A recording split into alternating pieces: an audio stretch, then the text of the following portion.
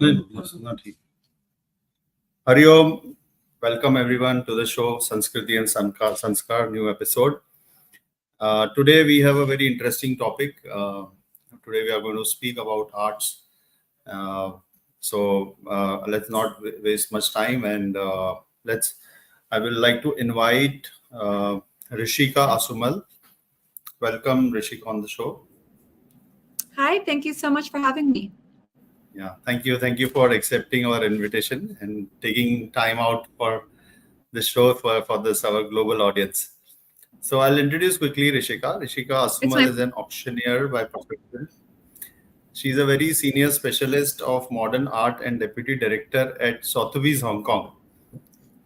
She grew up in Jakarta, Indonesia, and studied art and history and business at Brandeis University. Is that right? Yes, Brandeis University. Brandeis University. Okay, and she's currently writing the Jakarta Salon, an art history book pertaining to an important pattern of Indonesian art in the 20th century. Once you finish the book, please do share the link with us. We would like to read it, everyone. And she was a guest lecturer at Hong Kong University of Science and Technology at the MBA program. She is on the executive board of the Women Empowerment and Support ERG at Sotheby's International. She has successfully completed the coursework and examination in the Uniform Standards of Professional Appraisal Practice. So welcome Rishika to the show. And I would like to invite Dada Dayal Harjani and please welcome, sir.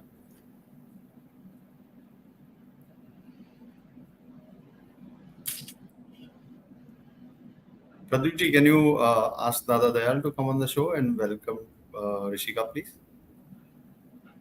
I think there's some internet issues, I guess.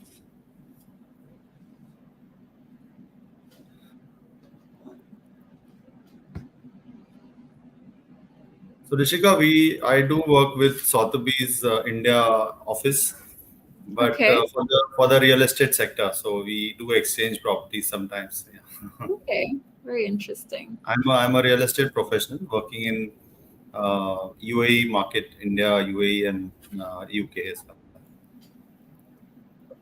Dada, welcome to the show. Yeah. Please, Dada, grace the show, please, and welcome our audience and Rishika. Are you doing a practice session or what? No. Tell Pradeep to start, no? Yeah, it is started, Dada. You are on live. Oh, you mean you started already? Yes. We are waiting for you. Yeah. Oh, really? Yes. I thought you were practicing. No. We are alive. Oh, okay. Sorry. A warm welcome to all the viewers. Jai Jhulelal and Hari Om.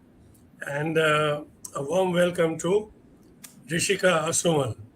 Rishika, I would like to welcome you with a saying from the book Romancing in Your Soul. And it goes like this.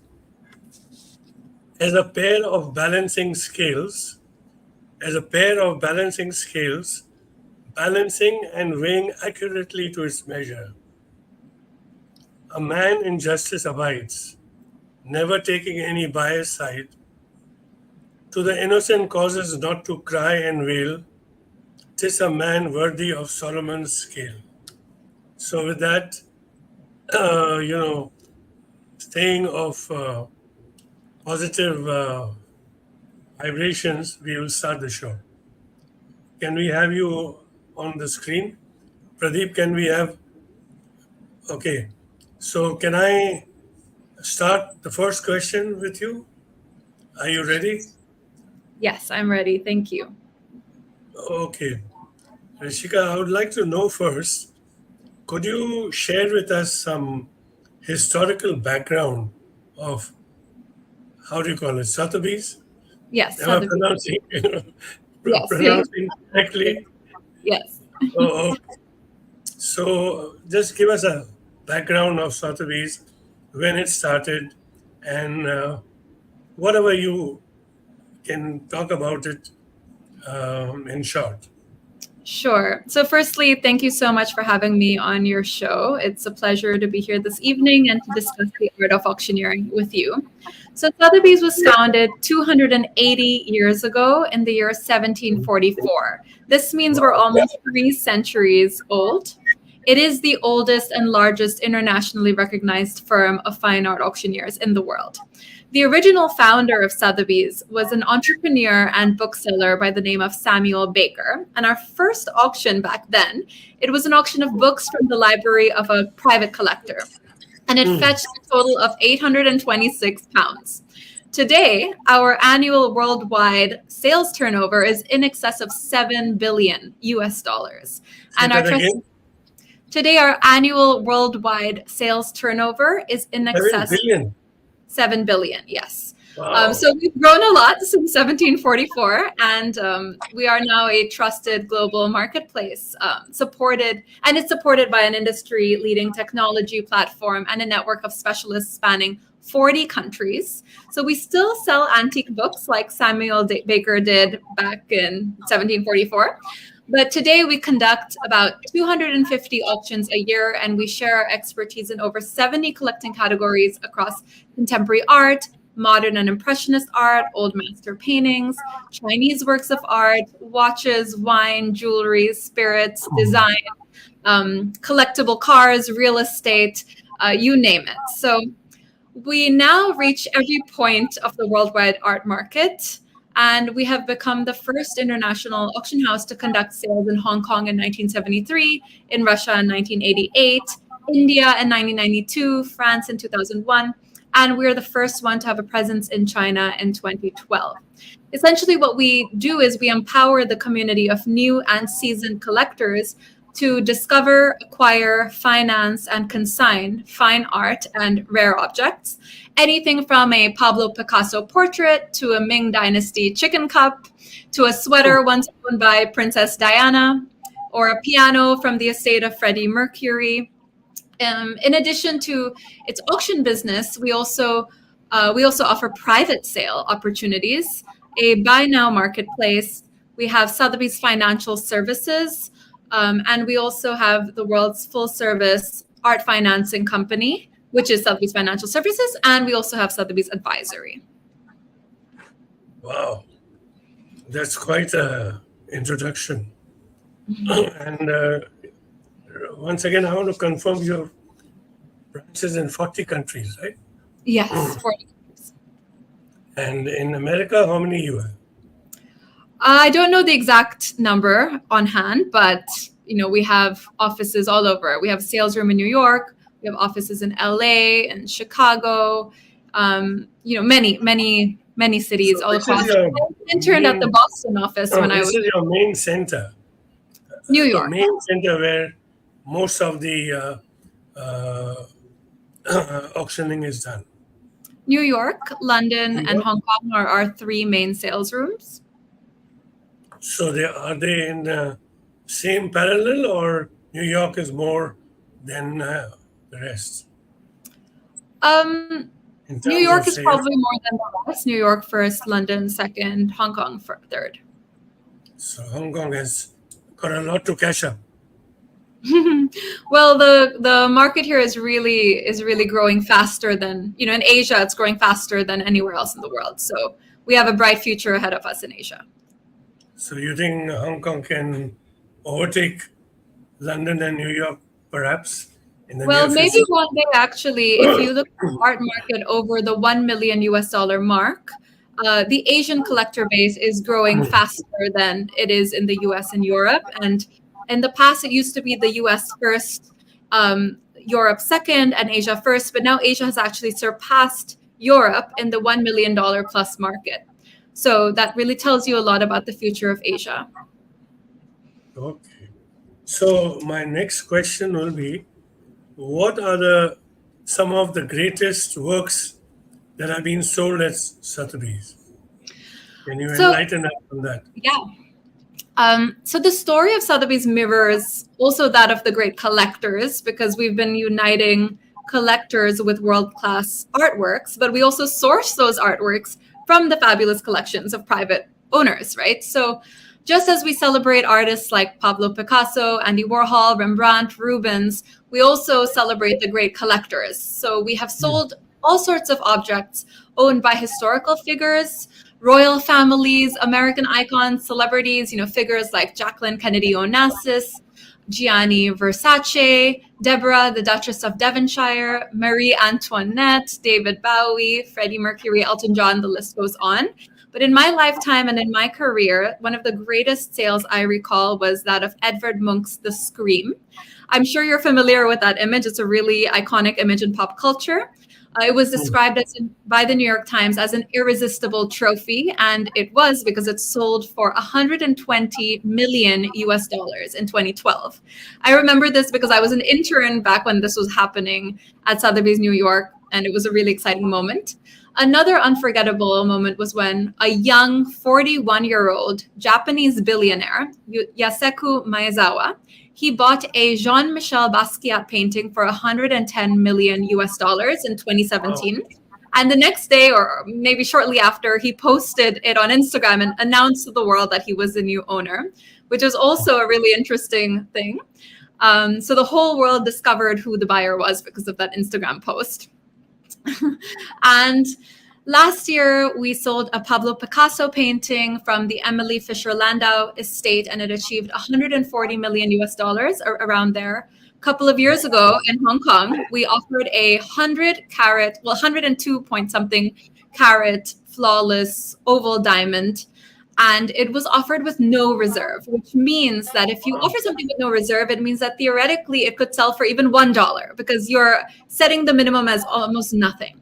So sellers don't usually do that because it's very high risk. But of course, this is a 100+ carat diamond, and no one's going to let it go for $1. So it's a risk sellers are usually not willing to take, but in this case, the seller did. And it was a really innovative strategy because it attracted a lot of interest well beyond the traditional pool of buyers and bidders. And of course, there was a flurry of competing bids, taking the diamond quickly from $1 to 15.7 million US dollars here at Sotheby's Hong Kong. Yeah, that was here, just in Pacific Place.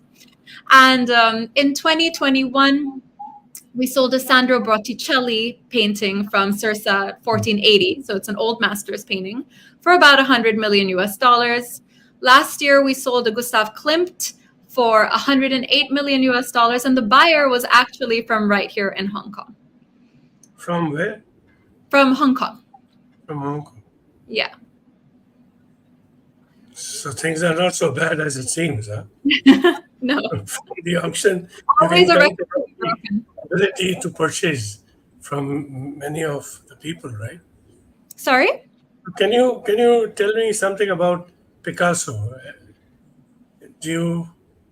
About the Picasso painting? Could you tell us something about it? The specific Picasso painting that was sold, we sell many. So we actually offered the first Picasso in Asia in 2018. Is that, famous one, Mona Lisa, is it? No, that's Da Vinci. That is different. Yes, That's different. different artist. Yeah. Okay. So Yeah. Picasso paintings, you have many Picasso paintings? Well, there are in the market. There are some. I mean, of course, a lot of them are in the museum collections, but Picasso has a very extensive catalog raisonné. So it's a 33-volume catalog raisonné by Zervos. So any Picasso painting virtually should be in that catalog raisonné. So if we get a Picasso painting in our inbox or someone presents one to us, the first thing we'll do is we'll check Zervos to see if the painting is in that catalog raisonné. Another step we take is we send it to the foundation. And that's how we determine, its authenticity and everything. And then eventually we do research on it and offer it at auction. Now, typically, Picasso works were primarily, the market was in the US and Europe. But we offered the first Picasso painting in Asia in 2018. And since then, there has been, we have been seeing an increase in demand for works by Picasso here in Asia. So we have been trying to source them on a more consistent basis for our auctions in Hong Kong. You would have, by any chance, any painting photograph on you now to show us? Right now, I mean, I'd have to pull it up on my Is this phone. a long shot? If you Sorry. have, if you have the painting, just to show the viewers what kind of paintings fetched you 140 million US. I'm curious to know Um, how old is Picasso? he's already passed away. How old is his painting? Sorry. It depends on the work, of course. You can get some that are really early and you can get some that are late period. Hold on.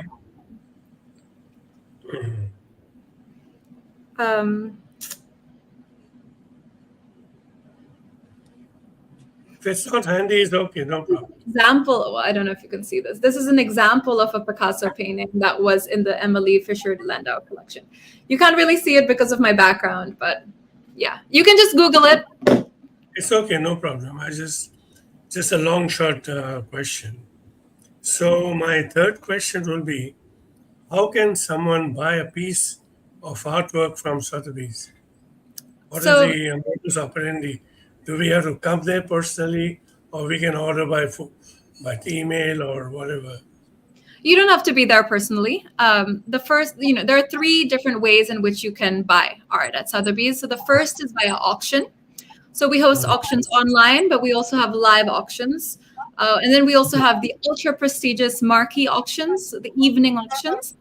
The auction platform works well for very highly rare and coveted objects, as it allows the open market to determine the price for a given object. You can easily just register your My Sotheby's account on our website, and you can reach out to me or anyone else at Sotheby's. We'd be happy to assist you with that. There are many ways in which you can bid at auction. You can bid via online bidding. So you would be watching the auction live on your computer or your iPhone, and you would click if you want to bid. You could also bid on the phone via telephone bidding. So it would mean that someone like me would be in the auction room on the telephone banks calling you. And I would be in the room. I would know what's going on in the room. And I would tell you, okay, we're now on lot 5, which is the lot you're going for. Would you like to bid 100,000? And you say yes. And then I would raise my hand on your behalf. So I would bid on behalf of you, and I would physically be in the room. You can bid via absentee bidding. So you would basically register your maximum bid amount in advance of the auction. So the auctioneer would have that in his or her auctioneer's book, and they would have that before the auction takes place. So the auctioneer would then be bidding on your behalf in that situation. The best way, of course, is to physically be there in the sales room, hold your paddle with your own hand and make eye contact with the auctioneer and raise your paddle when you want to bid. That way you can really be a part of the experience. So that's auction. The next way you can purchase art at Sotheby's is via private sale. We often have private selling exhibitions that function sort of like a gallery show. But if you're looking for something in particular right away, like let's say you just bought a house and you have a beautiful garden and you say, I want a Yayoi Kusama yellow pumpkin sculpture for my garden because that's what I want, and I want it now. You can just let us know, and we will access our client list and our client network and try to find something that suits your interests right away, so that you don't have to wait for an auction. Another platform we offer is the Buy Now platform. It's an immediate way to purchase fine art, design, and luxury on our website, and it's available throughout the year and outside the auction calendar. That's good. So not necessarily only on auction. No. Okay, I understand you have become an auctioneer. Can you tell me something more about it? How long it took you to come to that position? So it is a more recent addition to my job scope. This is something I absolutely love to do. Traditionally, it's been a very male-dominated activity, but in fact, I was in the room when, as an intern, when the first South Asian female auctioneer at Sotheby's, Priyanka Matthew, took the rostrum in her first live auction in New York for the first time. She's since passed away. So when I passed my training, I really felt like she was passing me her baton from the heavens. It's a really technical sport. I feel very lucky because I'm at Sotheby's doing this. So I get constructive feedback from some of the greatest auctioneers in the world today. who tell me, how I'm doing and guide me through everything. My mentor and the person who trained me, his name is Ian McGinley. He was very meticulous, and he really teaches you to be absolutely precise, in control of the room, take command of the room, really welcome the unexpected while handling any scenario that comes your way with precision and grace. So yeah, it's a wonderful addition to my resume. I absolutely love doing it. So is it the highest, or you can still go further up? So there are different auctions you can take. At the moment I've done day auctions, but one day I hope to get the opportunity to conduct a evening auction, which is a prestigious auction, a very prestigious auction. So one day to be entrusted with that would be an honor, absolutely. Don't forget to invite us. I will. We are proud of you in Hong Kong. You have made us proud. Thank you. Congratulations to you. And now I'll request Urvashi, our panelist, to continue some questions. Urvashi, welcome. I can't hear you. Can you put on the mic? Sorry. Good evening, Hari Om Bhav, and hello, Rishika. Hi, Urvashi. Really nice to meet you. Really nice to listen to you. Very interesting, everything that you're telling us. Urvashi is part of it. So, Urvashi, I'll leave you to have a dialogue with Rishika. Okay? Yes, sure. Go ahead. Yeah. So, what I have understood, Rishika, is that you've studied art history and business at Brandeis University. Mm-hmm. Can you trace your journey from those college years to your present position? Can you share with us your journey? Sure. So I grew up in Jakarta, Indonesia, and I went to Brandeis University, which is in Waltham, Massachusetts. It's close to Boston.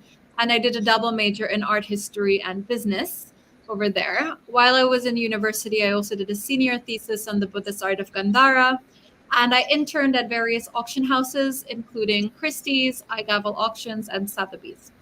And I loved my experiences at these auction houses so much that I decided I wanted to work in an auction house after I graduated. So I started my career as a graduate trainee at Sotheby's New York in 2013. So right after graduating from university, I did a rotational program in Sotheby's New York, and I experienced various facets of the auction world, from more front-facing specialist positions, specialist departments on positions, and client services departments, to departments that were concerned, more in the back end of the business, operational sides of the business. I was working with the registrars who were managing inventory, the shipping departments, the post-sale departments. So this one-year program really gave me a very well-rounded understanding of the auction house. It also solidified my ambition of becoming an art specialist and an expert. So after my program ended in 2014, I moved to Sotheby's Singapore to build my expertise in Southeast Asian art specifically. So that would be the art of Indonesia, Singapore, Vietnam, Philippines, Myanmar, the countries of that region, Malaysia. So as a child of Southeast Asia, a child of the tropics, it made sense for me to return to Southeast Asia and contribute to the art world in that part of the world, because that's my home. My home is Indonesia. So I was a specialist trainee. I worked almost like an apprentice under a mentor for a few years. We put together biannual auctions for our sale room in Hong Kong. And then I over the years, I built my knowledge and expertise in Southeast Asian art. And then in 2019, I moved to Sotheby's Hong Kong. I built my, I eventually began actually integrating Southeast Asian art within the global, modern, and contemporary departments based out of Asia. So my title now is Deputy Director and Senior Specialist of Modern Art, but my core expertise is in Southeast Asian art still.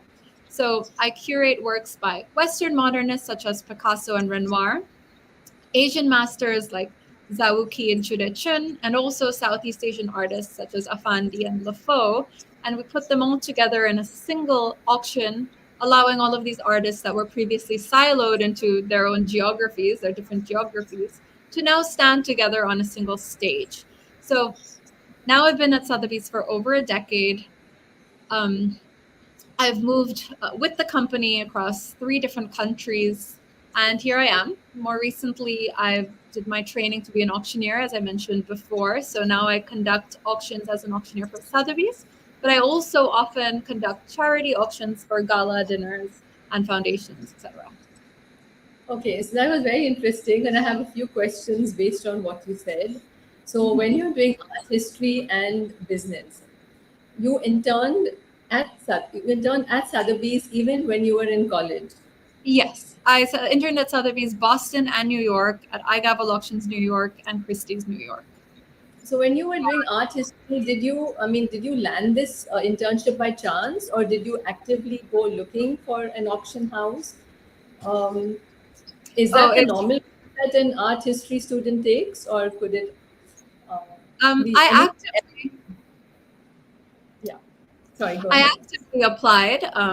It's in New York. Working at an auction house is very competitive. So sometimes you fail and you try again, and you try to build a network in that auction house and build your own relationships so that you can get another chance of getting in. It's quite competitive to get into these auction houses. So it is definitely a concerted effort and a strenuous application procedure, a very rigorous application procedure. It's not necessarily the rite of passage for all art history students.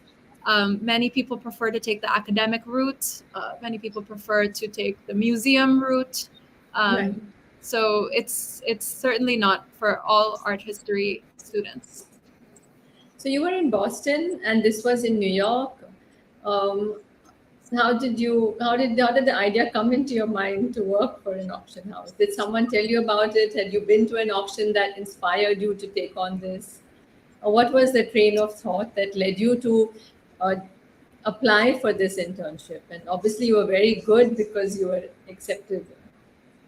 Thank you. My mom had told me, my mom had always taken me to museums growing up, always exposed me to the arts. I actually wanted to be an artist as a child. So, when I studied art history and business, she felt like the perfect amalgamation of those 2 fields was the art auction house. And she told me to apply. So I did. And when I did it, New York and Boston is just a bus ride away. It's not very far. So I used my vacation, so my summer vacation or my winter vacation, to take on these internships. And when I took that internship in Sotheby's Boston, I did that while I was in college. So I would just take the train to Boston and go for my internship. So That's really amazing. And also, you're very, I think, Sorry. is it fortunate or you were very persistent because you got something which you have stayed with for a long time. Yeah. So you kind of got lucky very early, or obviously worked hard as well, and you got honors, and you were felicitated for your thesis as well. So they got the right person too, and you moved with them, and you came back to this side of the world, where your roots are. Mhm. So, was that Southeast Asian art that you focused on? Was that also something that was always in your mind that you would like to focus on the art of the region where you were born? I do feel like identity is very important. Feeling something for the work that you're doing is important. So I was open to working with South Asian art, so the art of India, Pakistan, that whole region.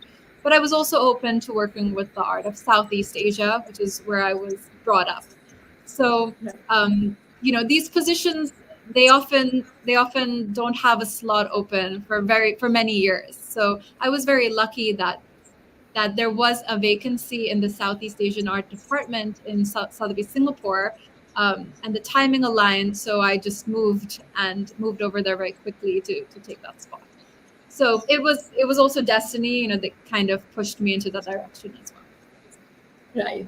And that's really nice. I think you've had a pretty smooth journey. It looks like, at least, from the time you started with the same auction house that you interned with. Is that normal, or do you think you've been extra fortunate?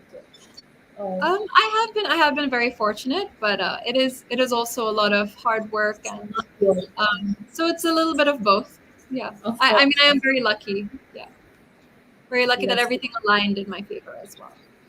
Yeah, you're coming back to this side and getting that vacancy, and of course it just shows how good you are in your job. So Thank now, you. coming to your job, I would like to know a bit about your daily duties or roles at Sotheby's. What is Yeah. your day like at work? Sure. So going into my day to day, the best way to describe what we do is really in three or four parts. So the first is expertise driven work and appraisal work. So we put a dollar value to the artwork, right? So whether it's an auction estimate or an insurance value, you have to put a dollar value to this artwork. So I've done an examination in the Uniform Standards of Professional Appraisal Practice as well. So to justify a price, typically we discuss rarity, size, medium, period, subject matter, wall power, provenance, exhibition history, and market trends. We also have to do authenticity checks, provenance research, cataloging, condition reports, curatorial work, and we share, of course, the merits of a given painting with the public by writing scholarly essays on them. We share our knowledge about the paintings with our clients. We develop a marketing strategy around the collection or around the painting at hand. And then the second part of the job is really building and actively managing a portfolio of clients. This is a really meaningful part of the job because over the years, you can really develop a special bond or relationship with some of your clients. You advise them over the years, you get to know their taste, you keep them abreast of what's happening in the market, and you eventually get to know their collecting dreams, their collecting ambitions, and be a part of their collecting journey. It's certainly important to keep your thumb on the pulse of the market um, at all times and maintain a deep understanding of the quality of demand and supply. And you build relationships with a network of dealers and private collectors in order to gather intel about the market and understand the ins and outs of the market. And the third aspect of things is business development, from sourcing to selling. So the idea is to convert all of these client relationships into transactions. So that includes proactively soliciting paintings from these clients. Often the collections you seek out, they tend to be competitive collections. So other auction houses or other galleries or other dealers are also pitching for the same collection as you are. So in practice, you really have to, ensure that your package, it's all negotiation and strategy. And in practice, you will also have to think very long term with these relationships. Often you're pitching for one painting for years and years, even sometimes decades before you finally get the opportunity to actually offer the painting. So the fun part is really coming full circle. You see a masterpiece that, from one person's home, you see it in that original collector's house. It joins you at Sotheby's. You get to handle it. You get to care for it. You get to market it to the world. And then eventually it joins the home of another collector where it will be hopefully treasured and cherished by a new person or a new family. So that's a really satisfying part of the job. And then finally, as I mentioned before, the auctioneering, which is a more recent addition to my profile. Yeah. Yeah, it sounds like an absolutely full-time job, and you must be kept on your toes pretty much through the week. Yeah. Okay, what do you enjoy most about this? I think you already mentioned that the client relationship is really fun and enjoyable. So Mhm. is that the most satisfying part of the job for you?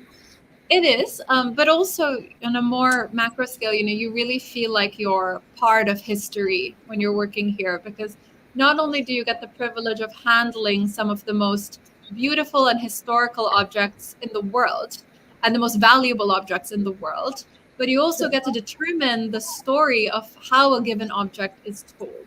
you get to see where it has been before, and to some extent, you get to determine where that painting ends up. And then you feel like you're a part of the provenance, you're a part of that painting's journey. So that's one thing, but also a lot of the prices that we achieve, they make auction history. So that's history in another way, right? So every Right. season we're breaking artist records.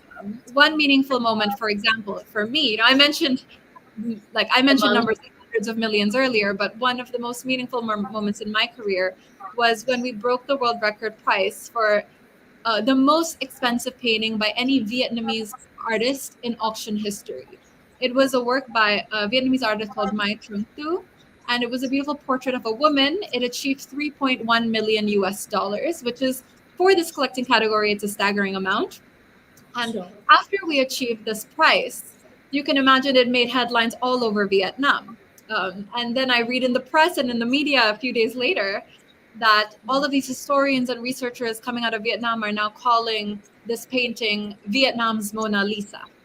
So Oh, while this portrait had a very eventful and colorful and rich history before it joined Sotheby's, I feel like we played a very important role in exposing it to the public and packaging her in the right promotional, curatorial, and pricing strategy, because all of these factors helped crown her as Vietnam's Mona Lisa, made her so relevant today. We made her famous and iconic, and something the country is so proud of. And I think she will always be remembered by generations to come as an iconic symbol of Vietnam. So this was a very satisfying moment in my career, and it's a satisfying part of the job, is to find the sweet spot between, in the interplay of the art market and art history. sounds really amazing. What you're doing is wonderful and really very valuable. So thank you for sharing all these details with us. I'll hand over now, I think, to Vishal. Is it Dada? Who is going to take on the next few questions? Before Vishal comes in, I have a question, Rishika. Mm-hmm. How do you evaluate the base price of any item? So I mentioned briefly, it's really based on some factors. So rarity, provenance, exhibition history, the market demand, the wall power, the subject matter. There are a lot of things that are kind of objective, and then there's also a subjective element to it, but it's primarily the objective elements that determine this price point. We set auction estimates, so we have a low estimate range and a high estimate range, and the low estimate is typically equal to the reserve price usually. So that is the minimum price at which the seller has to be comfortable letting the painting go at if there's only one bidder and it hammers at that amount. So, of course, auction estimates is one way of valuing the painting, but you can also provide a fair market value, an insurance value. There are different types of valuations you can provide to clients. So sometimes we'll get valuation requests of hundreds of paintings for one single collection, and we have to go through that entire collection. Sometimes it's just one painting. So just for curiosity, what is the lowest base price? Sorry, lowest base price that you handle? That I have handled. The lowest base price. I mentioned before that we can handle property with no reserve, which means it's basically zero. I mean, that's theoretically, and sometimes we do that, but generally speaking, our minimum is around 10,000 US dollars generally. And our maximum is, of course, infinity. The sky is the limit. But typically it's around 10,000 US dollars. For the live auction platform, typically it's higher than that. For online auction, we can go lower than that. So it depends. But primarily the minimum that we would accept at Sotheby's is 10,000 US dollars. Okay. Vishal, you're on. Yeah, sure. So, Rishika, this is one question I wanted to ask.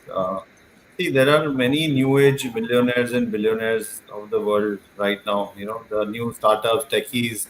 People are every year you find new set of millionaires and billionaires coming on, on Forbes list and all these platforms. Mhm.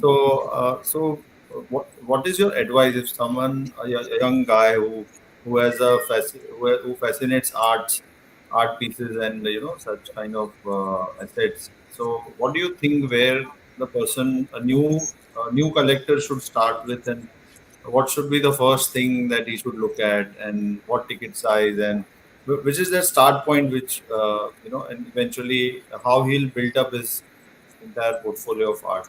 Can you just tell me a little bit about Yeah, well, I think you also have to listen to yourself and your own taste and your own vision. So information is everywhere. I would suggest firstly staying curious and open-minded. That's very important. If you keep visiting art fairs, auction previews, gallery shows, museums, you'll get a sense of what resonates with you and what is available to you at what price point.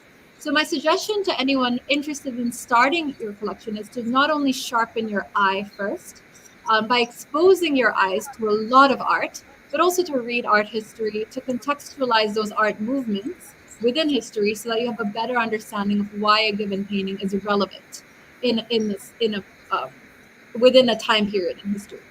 So I also think it's important to have friends in the industry, have advisors, get insights on the art market, and allow them to also keep you up to date of what's going on. So I guess the question is, once you have access to all of the information, what do you do with it?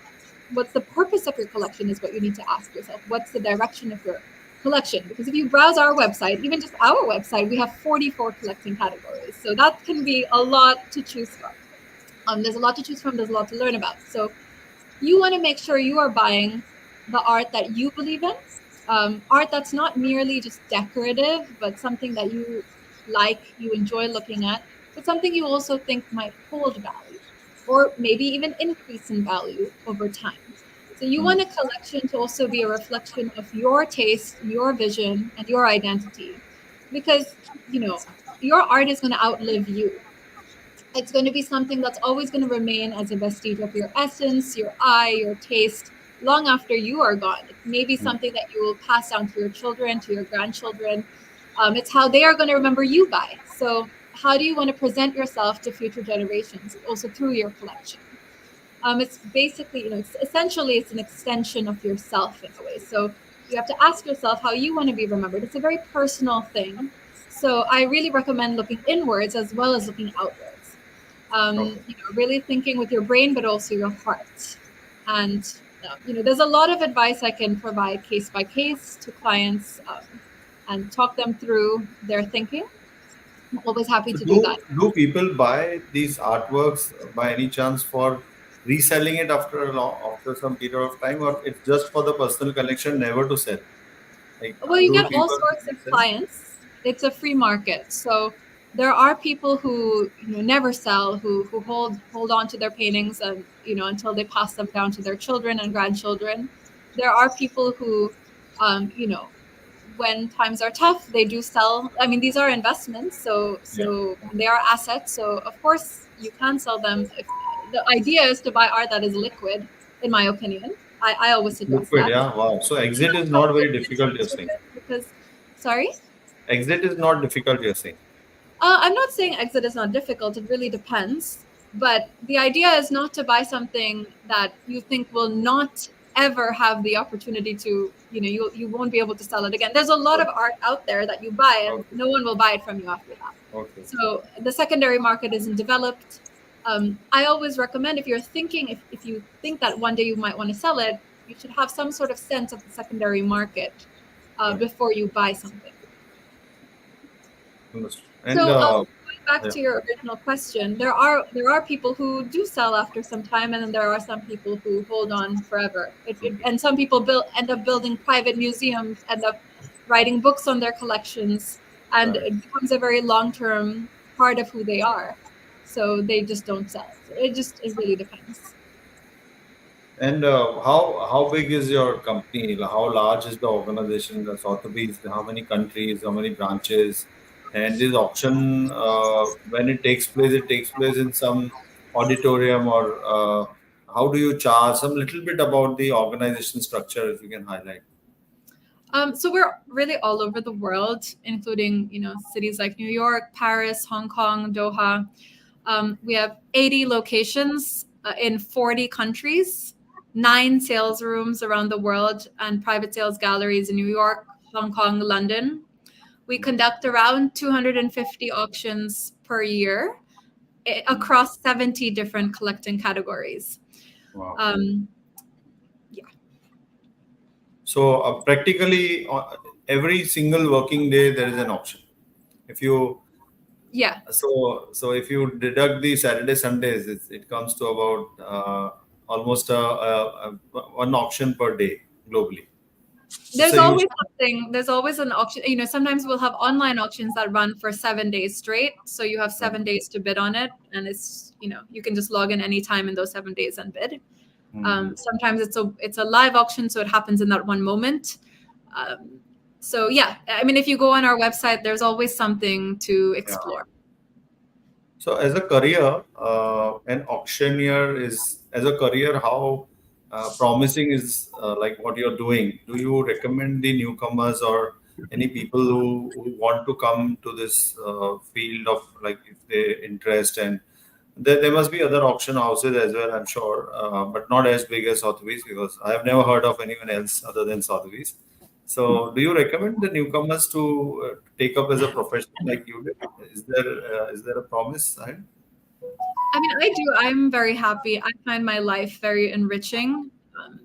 I do feel like I have a very colorful life. I'm constantly meeting the most interesting people, from artists to collectors to academics to high net worth individuals. I'm constantly meeting very interesting people all the time, and that makes me very happy.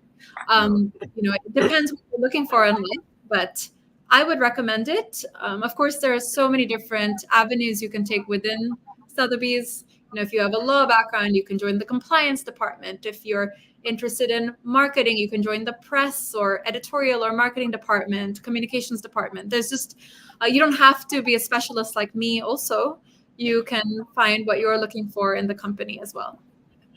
Sotheby's has a great presence in the real estate sector as well.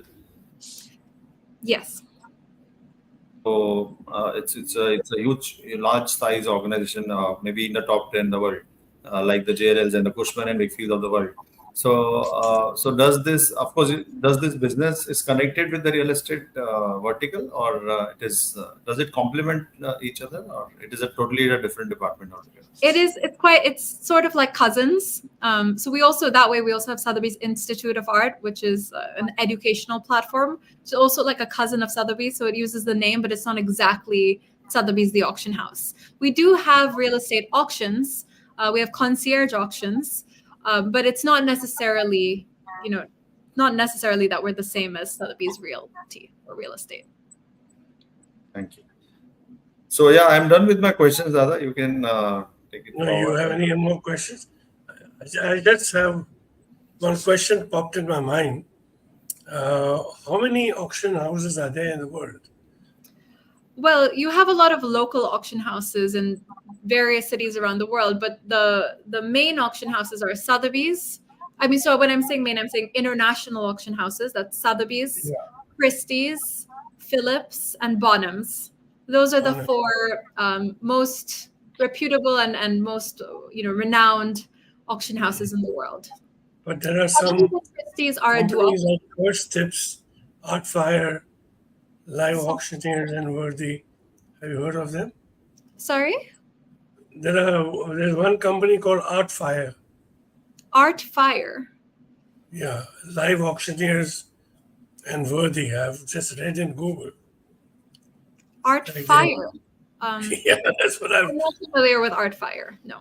No? But there are many auction houses. I mean, if you go to any city, you'll find a local auction house. They are there. There are also some, larger auction houses that buy out these smaller auction houses. That's also something the large auction houses do to capture the local market sometimes. So, yeah, there are many auction houses in the world. I've got 3 areas of business. Your company has got 3 areas of business, right? Yes. The other companies are having only auctioning. Typically. Like Christie has only auctioning. No, they also have other areas of the business like us. Different? Christie's as well. Brother, Christie's is also into real estate. Christie's also is into real estate. So there could be about 7, 8 international auction houses There compared to. are 4 that are world renowned, and then beyond that, yeah, there are some more, but they Oh, operate sort of in different collecting categories. Would you, by any chance, have any idea as to what would be the total turnover of all the auction houses? I don't Or is have it that a long, information it's a on long hand. shot question? I just don't have Yes. that information on hand, but I can definitely look it up later and come back to you. But roughly, you think you can be guess? I Or no? can't guess. It's not- I don't want to say the wrong thing. Okay. So, would you like to say anything else in regards to Sotheby's? We still have about 5 minutes more. No, I think you were, that's it. I think that's it. you were saying something about Christie's, and then we moved into Dada's question. Oh, I was just saying that it's what we call a duopoly, Christie's and Sotheby's. So they're sort of, it operates like a duopoly, and then Yeah, all they the are houses most are. well. In fact, if you would ask me as a layperson, I would only know these two. I didn't know about Bonhams or Phillips. Mhm. And how much younger to Sotheby's is Christie's? I think it's about 20 years younger. Okay, so also About, very old. yes. Did they both start in the US or in UK? Sotheby's started in the UK as a book Christie's. publishing house. And the headquarters is in New York. Yes, but The it started. headquarters are in New York. It was founded in the UK. Okay, good to know. I'm very impressed with your professional career, and really nice that one of our own is in the top auction house in the world. We're very proud of you. Thank you. So, would you I like follow your to have posts on ask? LinkedIn, Rishika. I do Sorry. follow your posts on LinkedIn. Oh, you do. Yeah. Okay, I'll connect with you on LinkedIn. Could you tell us something about Indian art and how it is perceived now in the West or as Oh, Sotheby's? Indian art is doing so well. It's really incredible, actually. Just in the past couple of years, it's skyrocketed. We recently sold a Raza painting for over $5 million US, which is incredible. We are seeing, a lot of my collectors who have Indian art collections, they are saying they are seeing their collections increase by 3x in the past 10 years. So it's a very promising collecting category. Yeah, it's a very Okay. Yeah, and is it only collecting. in the older masters like of the 20th century that you are seeing this rapid rise, or is it in? Of course, Raja Ravi Verma is one of the older ones who is also very valuable. But are there any other older Yes. or younger Very than rare. the? Sorry. Raja Ravi Verma paintings are extremely rare. So we would have to be very, very lucky to be able to consign one or source one. Amrita Shergill as well. They're very, very rare. Of course, there are artists across different generations, different time periods.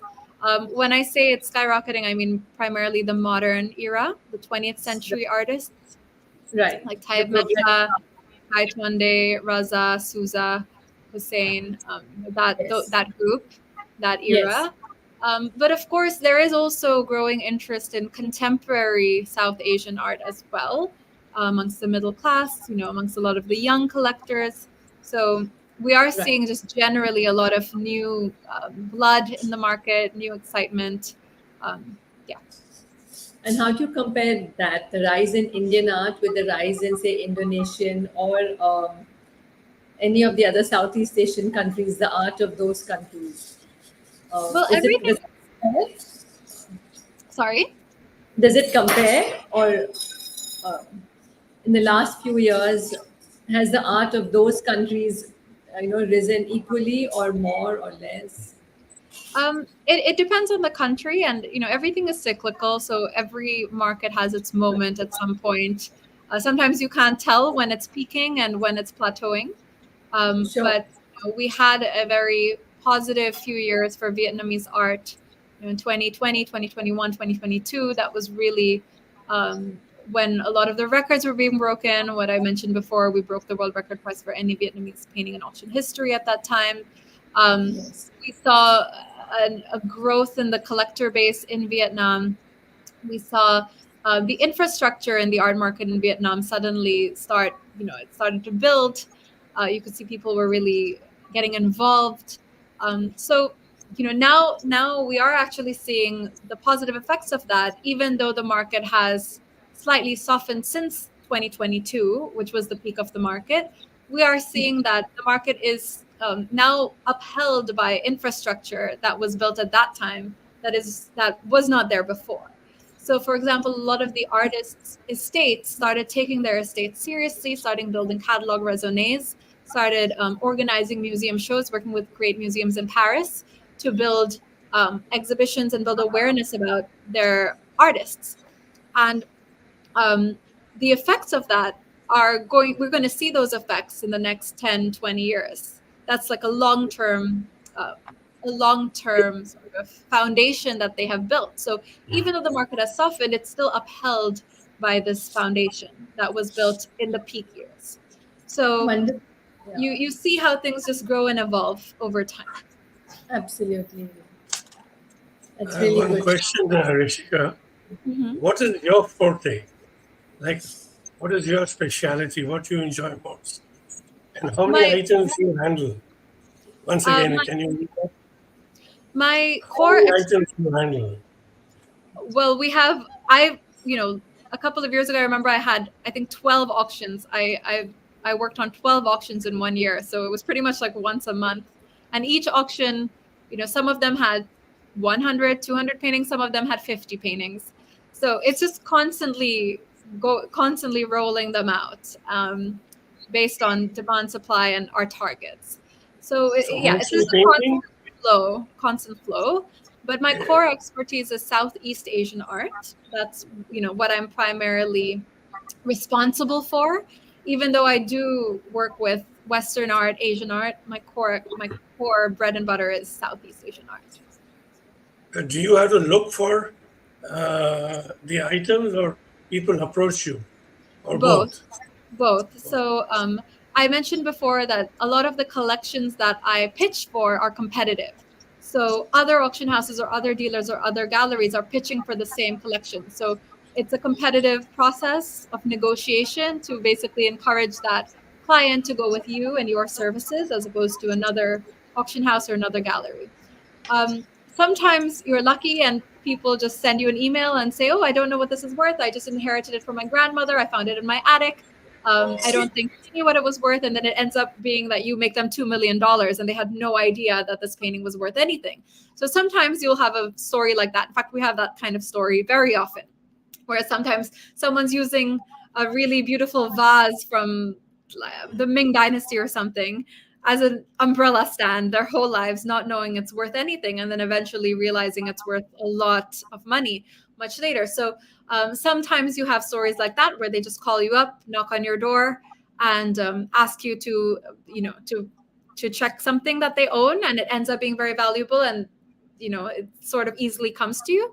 But sometimes it's more competitive. Sometimes you have to proactively go to those clients. So we often have to travel to different cities around the world, visit those clients, go to their homes, see their paintings in their homes. It's a very personal experience and a personal relationship that you build with the clients, because you go to their homes, you see their paintings, you see their collections, and you tell them, you update them on the market. You tell them what it's worth today. And, compared to when you went to their house 3-4 years ago, you're coming back, you're giving them an update of how this painting stands in the market today, and encouraging them to come in and participate in the auctions by selling or Great. even buying. Yeah. Very encouraging, huh?